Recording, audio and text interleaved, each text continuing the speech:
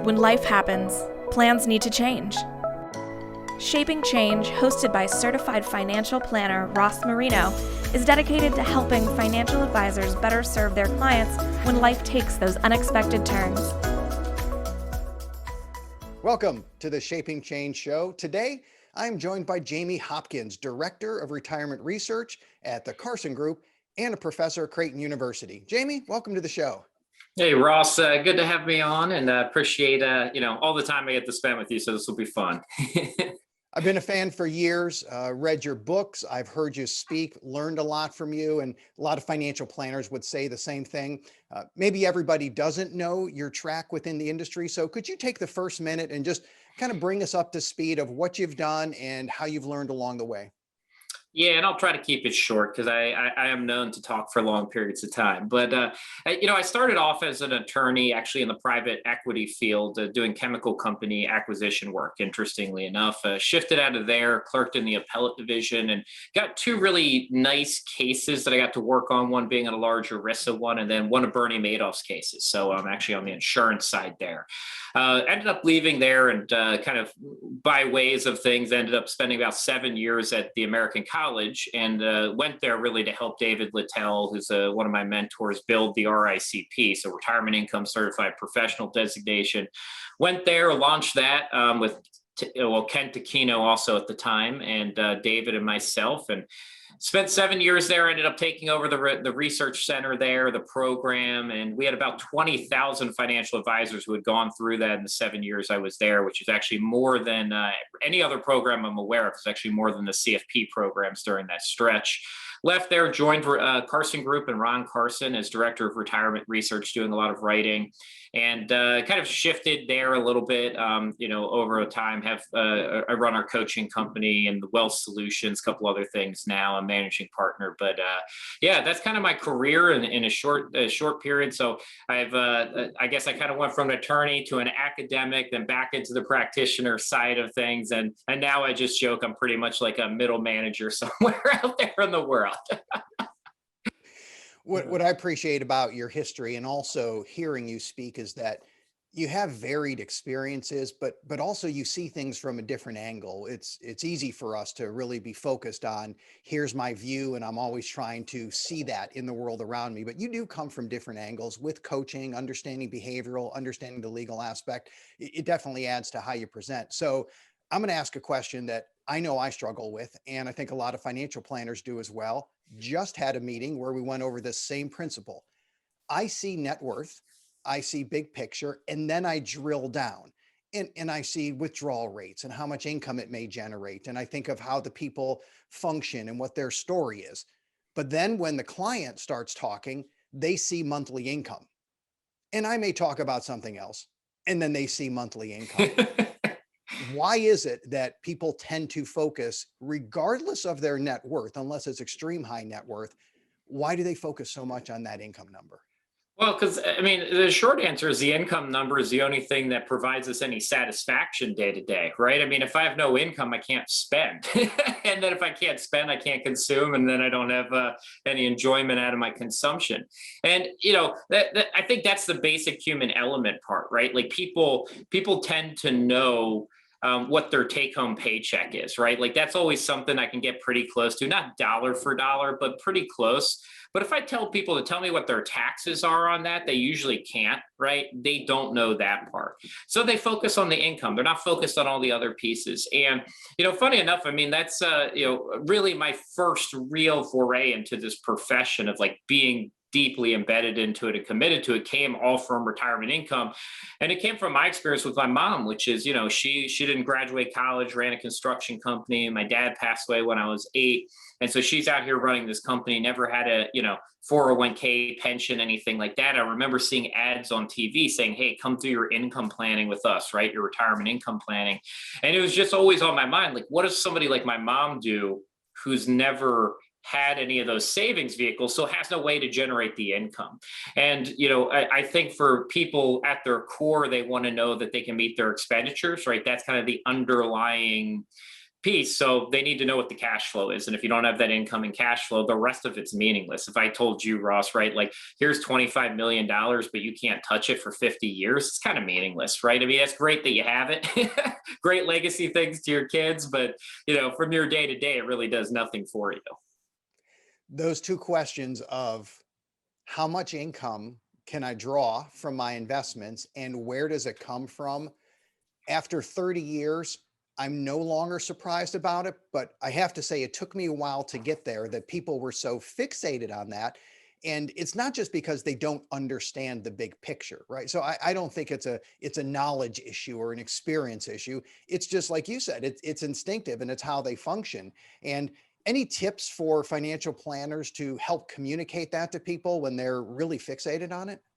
Yeah, I mean, it's a big behavioral change. And I think it's tough because we teach people that their entire working career. I mean, it's going back to the paycheck piece, right? Like the very first thing that you're probably, positive experience with money is actually money coming to you in some type of flow from work, your first job, a gift.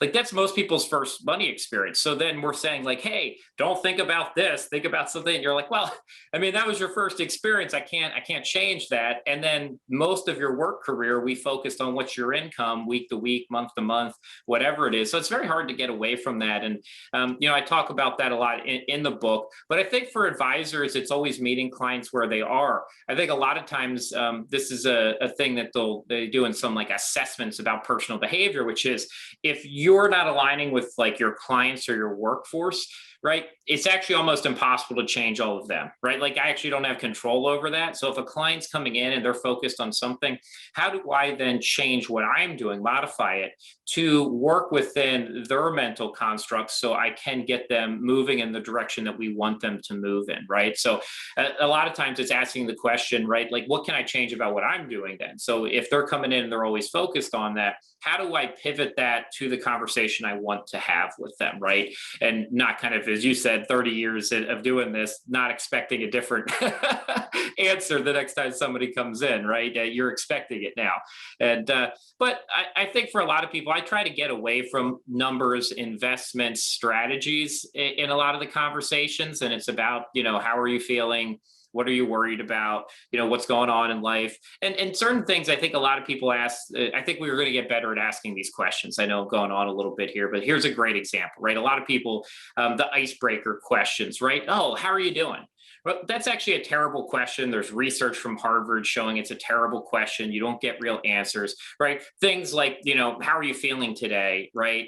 That's a better question. What are you most excited about this week? Like, what's the most exciting thing about your week you're looking forward to? That actually elicits a better response. A lot of our generic questions, even the one that's like, hey, has anything new happened to you lately? A lot of advisors use that. It's actually, again, a really bad question. It's too broad. And people are like, oh, no, nothing real new. Well, 1,000 new things actually happen, right? Like we got to get a little bit more specific to get a little bit more specific of a question back. And I mentioned there's a Harvard Business Review article on this about how like they did a study of CEOs and other people, and that CEOs tend to be very good at asking more specific, meaningful questions to people. And so it's kind of allowed them to kind of relate with people more often than a general person does. So I think that's a great lesson for advisors when they're thinking about that. If they're focused on that, ask them a slightly more specific question. I have a slightly unhealthy obsession with questions and how the brain works with asking questions. And my kids will joke that it took them years to realize that Daddy wasn't a moron because he never actually answered a question. He just kept asking you more questions. And I don't think Daddy knows anything.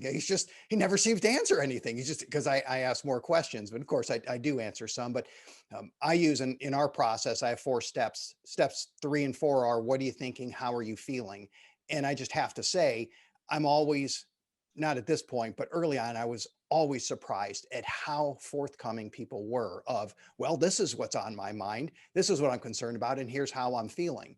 So it was wonderful to learn that, where I'm thinking I'm going to have to dig to pull that information out. And all I had to do was ask. And it was great. It was a good epiphany moment for me. So I'm going to pivot that to your book, Rewirement, which I love.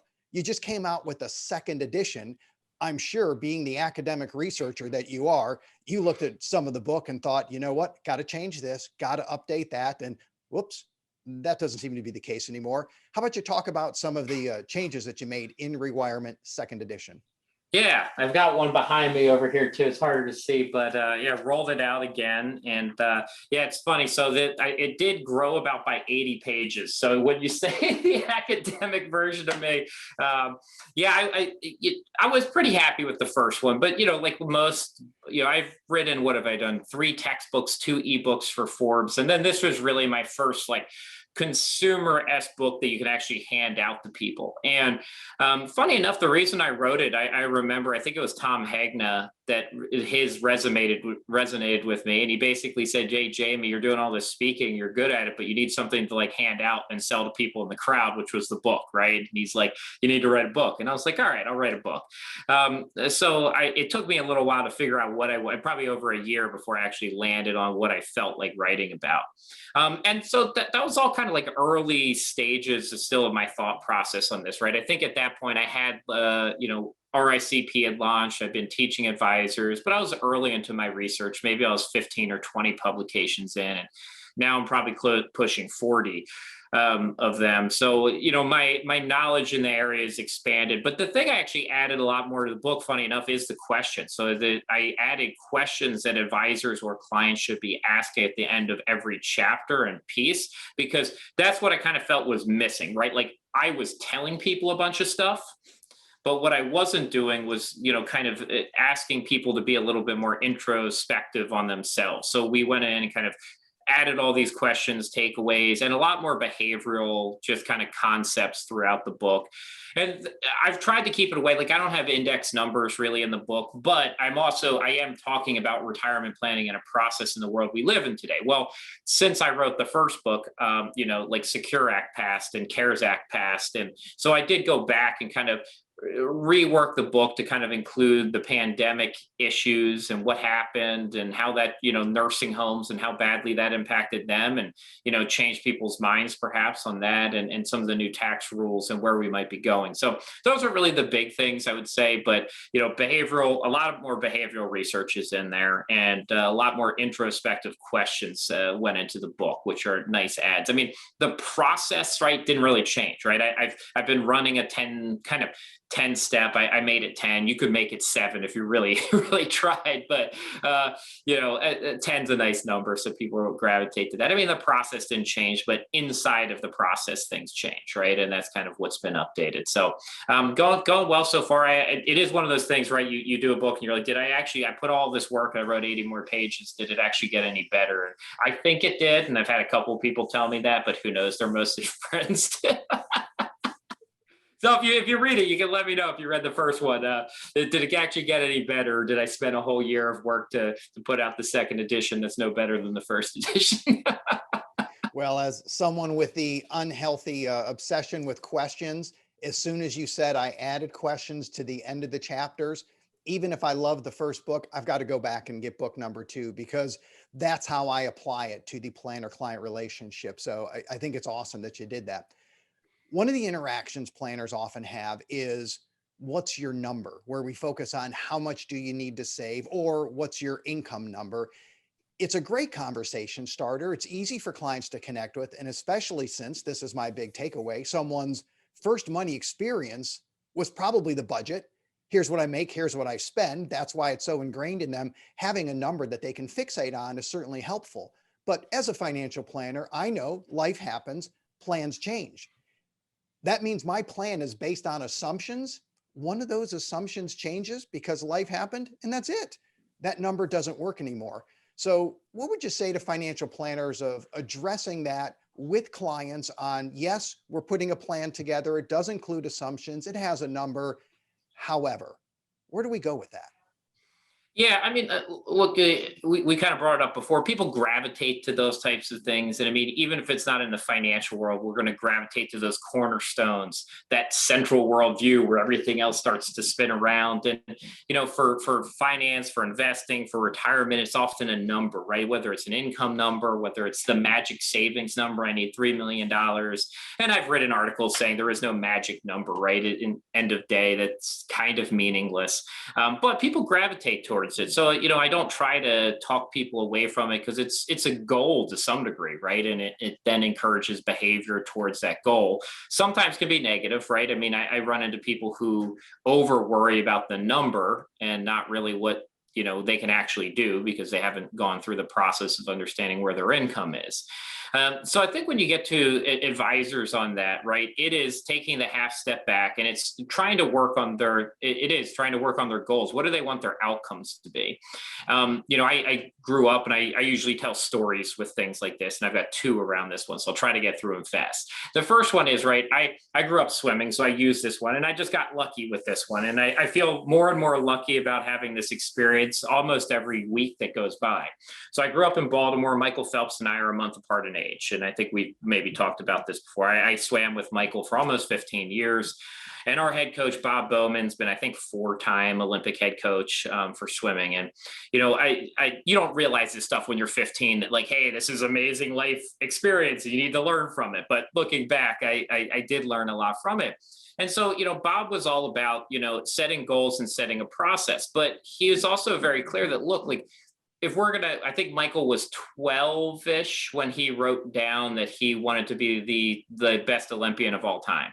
Well, the reality is between age 12 and age, what is he, like probably 32 or something, when that was kind of all said and done, a lot of stuff is going to happen in there. There's a lot of stuff outside of our control. Now, we had a goal, but man, I mean, he shifted from living in Baltimore to Michigan to Tempe to going to Rio and having, you can't plan for all of those things, but you can have a goal that's kind of guiding you, and you can then build a process that can change along the way.